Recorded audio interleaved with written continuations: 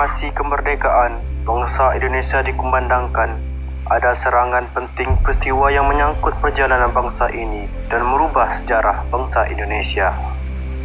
Pada 14 Agustus 1945, pasukan Jepang menyerah tanpa syarat kepada pihak sekutu. Berita ini diketahui oleh kalangan pemuda bangsa Indonesia di Bandung. Pada 15 Agustus 1945, melalui berita siaran radio BBC London, pada 15 Agustus 1945, Insinyur Soekarno dan Dr. Muhammad Hatta baru kembali ke tanah air, memenuhi panggilan Panglima Jepang untuk Asia Tenggara yang marsikal transit di Saigon, Vietnam. Dari sinilah terjadi pro dan kontra tentang proklamasi kemerdekaan Indonesia.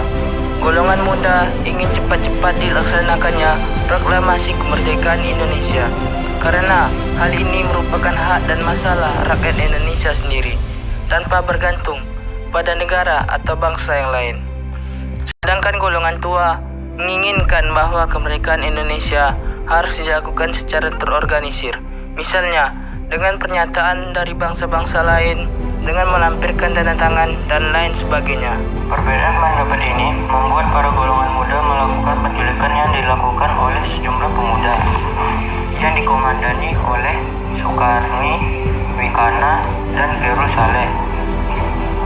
Dari pemuda Menteng 31 untuk membawa Soekarno Hatta yang termasuk golongan tua pada saat itu menuju ke Rengas Dengklok, tempatnya jauh dari jalan raya utama Jakarta Cirebon. Pada tanggal 16 Agustus 1945, hal ini dilakukan agar mereka jauh dari pengaruh pemerintah kedudukan Jepang. Saat itu, di Jakarta terjadi dua perundingan yang sangat sengit antara Ahmad Soekarjo yang mewakili golongan tua dan Wikana yang mewakili golongan muda. Dan akhirnya tercapai kesepakatan bahwa kemerdekaan Indonesia, proklamasi kemerdekaan Indonesia harus dilaksanakan di Jakarta.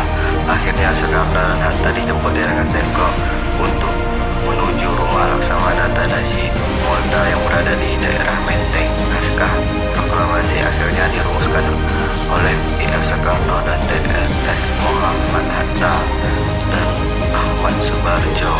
Banyak pertimbangan sebelum tercapainya kata sepakat mengenai kepastian isi data nasional dari naskah teks proklamasi. Setelah disepakati, selanjutnya Sayuti Malik yang mengetik sesuai dengan naskah yang telah mengalami berbagai perubahan yang akhirnya disepakati tersebut. Penyusunan teks berlangsung hingga di tanggal 17 Agustus 1945.